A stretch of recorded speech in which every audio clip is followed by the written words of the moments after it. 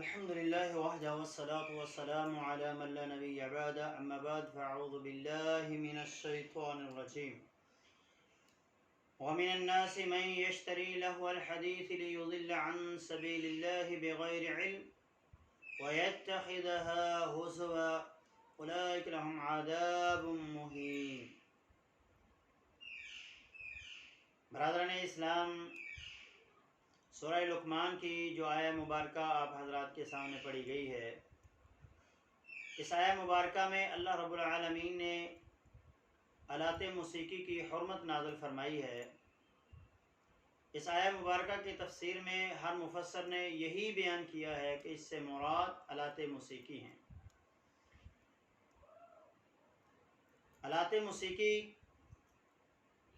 ان کو توڑنے کے لیے نبی علیہ الصلوۃ والسلام فرماتے ہیں، مجھے اللہ تعالیٰ نے مبعوث فرمایا کہ میں آلات موسیقی کو توڑ دوں۔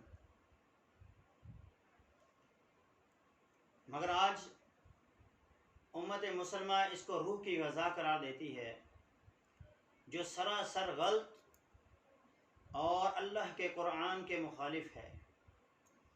ایک مومن مسلمان کے دل کو سکون ملتا ہے تو اللہ تعالیٰ کے ذکر سے ملتا ہے۔ رب تعالیٰ نے ارشاد فرمایا، الذین آمنوا وتطمئن قلوبہم بذکر اللہ، ایمان والے تو وہ ہیں کہ جن کے دلوں کو سکون اللہ تعالیٰ کی یاد سے ملتا ہے، اللہ کے قرآن سے ملتا ہے، اللہ کی یاد میں انہیں سکون ملتا ہے۔ الا بذکر اللہ تطمئن القلوب، لوگو خبردار متوجہ ہو جاؤ، اگر دلوں کا سکون چاہیے، اگر دلوں کے راحت چاہتے ہو، دلوں میں سکون چاہیے تو پھر اللہ تعالیٰ کا ذکر اختیار کرو، اللہ تعالیٰ کی یاد میں آؤ۔ لیکن آج ہمارے مسلمان کہتے ہیں موسیقی روح کی غذا ہے، موسیقی سے دل کو سکون ملتا ہے۔ آپ کبھی اس بات پہ تجربہ کریں، آپ ایک فلم دیکھیں، ایک گانا سنیں تو آپ کو چین نہیں آئے گا، بلکہ آپ اور بے تاب ہو جائیں گے، آپ کے دل میں بے چینی اور بڑھ جائے گی۔ لیکن اللہ کا ذکر، اللہ کا قرآن پڑھنے سے انسان کے دل کے اندر خوشی آتی ہے، اسے راحت ملتا ہے، اس کو سکون ملتا ہے۔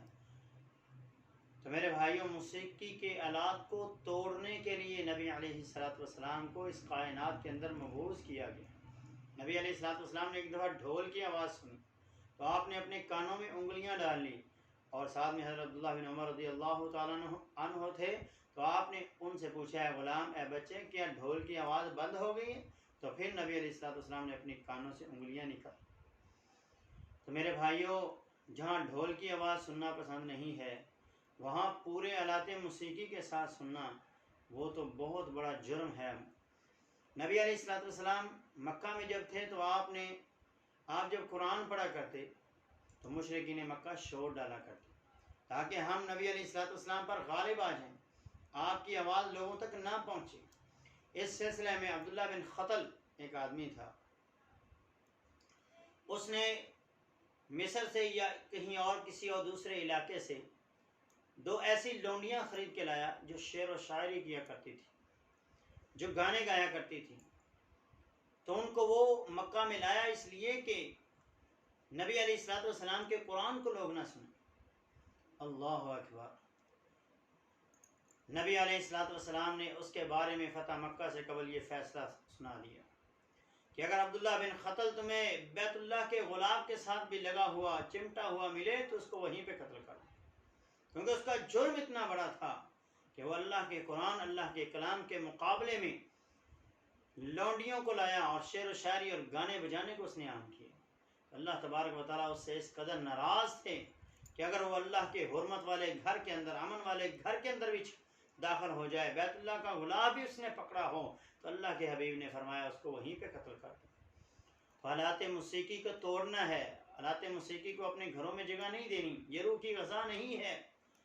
اگر ہم اس کو روح کی غذا کہیں گے تو یہ نفس امارہ کے روح کی غذا ہے، نفس لوامہ یا نفس مطمئنہ کی نہیں ہے۔ مطمئن نفس کو تو اللہ کے قرآن سے ذکر ملتا ہے، اللہ کا قرآن سنتا ہے، ذکر اللہ وجلت قلوبہم، ان کے دل ڈر جاتے ہیں، زادتہم ایمانا، ان کے ایمان بڑھ جاتے ہیں۔ تو ایمان والوں کے تو قرآن سننے سے، قرآن پڑھنے سے، اللہ کا ذکر کرنے سے ان کے ایمان بڑھتے ہیں، ان کے دلوں کو سکون اور راحت ملتی ہے۔ لیکن جو نفس امارہ ہے، ایک گناہ کے بعد دوسرا گناہ کرتا ہے تو اس گناہ کی یہ خواہش ہوتی ہے، اور یہ نفس اللہ کو ناپسندیدہ نفس ہے، اللہ اس نفس کو پسند نہیں کرتے۔ یہ نفس اگر اپنی اسی ڈگر کے اوپر چلتا رہتا ہے تو رب تعالیٰ کی ذات اس کے اس نفس کو نفس امارہ سے نفس خبیثہ بنا دیتے ہیں، اور یہ نفس خبیثہ انتہائی مغبوض اور نافرمان اور اللہ کو ناپسندیدہ نفس ہے۔ تو میرے بھائیوں، نفس امارہ سے اپنے آپ کو بچائیں۔ وما ابرئ نفسی ان النفس لامارۃ بالسوء، نفس امارہ آپ کو برائی کی طرف لے کے جاتا ہے، بے حیائی کی طرف لے کے جاتا ہے، فحاشی کی طرف لے کے جاتا ہے، جبکہ اللہ کا قرآن اور اللہ کے قرآن سے مطمئن ہونے والے نفس، نفس لوامہ اور نفس مطمئنہ جو ہیں، یہ آپ کو نیکی کی طرف لے کے آتے ہیں۔ تو اپنے آپ کو اللہ کے ذکر کی طرف لائیں، قرآن کی طرف لائیں، حدیث کی طرف لائیں، اللہ کے فرامین کی طرف لائیں، اور آپ موسیقی سے اور فضول کاموں سے، فضول گوئی سے، لطیفوں سے، میوزک سے، اور اس طرح کی جگت بازی سے اور جھوٹی کہانیوں اور ناولوں پڑھنے سے اپنے آپ کو بچائیں اور اللہ کے قرآن کی طرف لائیں۔ اقول قولی ھذا استغفر اللہ لی ولکم ولسائر المسلمین۔